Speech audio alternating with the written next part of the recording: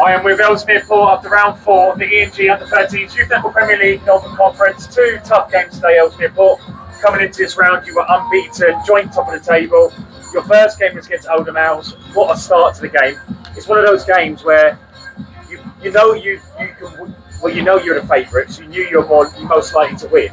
But they're a sort of team is, if you drop your standards a little bit, they can capitalise on it. And the worst thing you could have done against Oldham was potentially go down in the game. Yeah. But you did something which helped you through the process of that game, which is go 9-1 up. That doesn't happen. Not many teams can do that to Oldham, that's for sure. But what a great start. They slowly but surely come into it, but that's testament to their character and their determination. But overall, it was a solid win.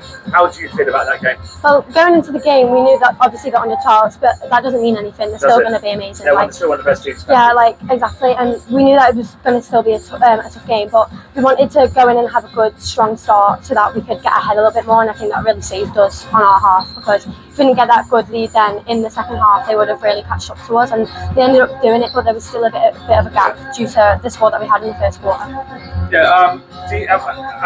I reckon it got to about the third, maybe fourth quarter, where I said to my daughter, I bet Ellesmere Port are getting bored of they won't give up, will they? Some teams you play in 9-1 first quarter, mentally they just, they're done, it's over, but they just won't go away. How frustrating is it when you're playing a team like that who just won't give up?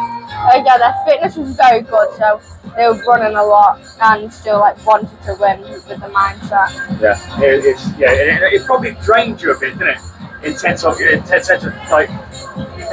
all have resources and we all can tap into those resources depending on how hard games are. But you probably tapped into resources you probably didn't want to tap into there. Am I right in saying that? Does that make sense? I don't know. Well, basically, you've got 100%.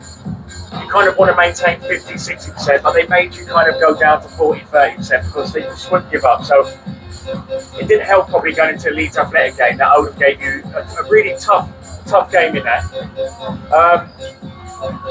It's an interesting game. I'm not sure how to evaluate that game. It was very stoppy-starty, very contacty. I don't know. I'm not sure if it was one that it wasn't a spectacle. That's for sure. It just felt really contacty. So, what are your thoughts on the game? Which game? Leeds game. Well, obviously we were tired from the Oldham game because obviously they were so good. We were just a bit tired, but we still had the mindset we can still do this. And I think we went into the game feeling a bit tired and a bit I don't know, just exhausted a bit. And obviously we don't have a lot of subs to just roll on, roll off. We can't do that in a game, and especially playing against Leeds, knowing that they had contact day and they build that all year. And when they were, I think it just got to us a little bit. We let our heads drop a little bit. When they started catching up, they were beating us by a few. We just let our heads drop when we should have just carried on playing. And then whenever we'd get a turnover or something, we want to keep it, but then we just rush it and just let it all away. And I think on having Leeds so contacting stuff, it didn't help as well. Because it can be draining when the game's constantly stopping starting the whole time, isn't it? If you were to play them again, what would you do different? Well, if we played them first, we would have been fresher, but we just needed our heads to be in the right space, because I think there was a lot of pressure as well, because we needed to win, not to win. The third game of our grand finals, you still wouldn't beat it because you're not fresh.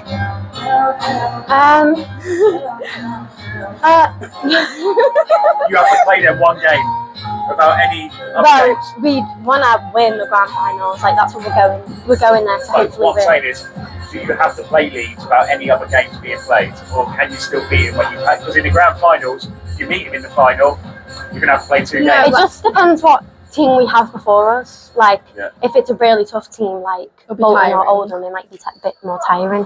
Whereas if we had another team or something, it'd be much easier because we can just roll on and roll off, and you don't have to play a full game. Cool. Fair enough. That's a tricky question, isn't it? Yeah. You got Will tonight in your last game of the season. It's not over. Goal difference may play a part. What you need to happen is Bolton to beat Leeds, and then you need to override the goal difference. Can you beat Will to about 30, 40 goals? Yeah, so, yeah. And then, do you believe Bolton are good enough to beat Leeds? Yeah. I think it'll be a good game. Yeah, cool. So the dream's still alive. Yeah, we're not going to give up. We're just going to keep going. Like, it's not over.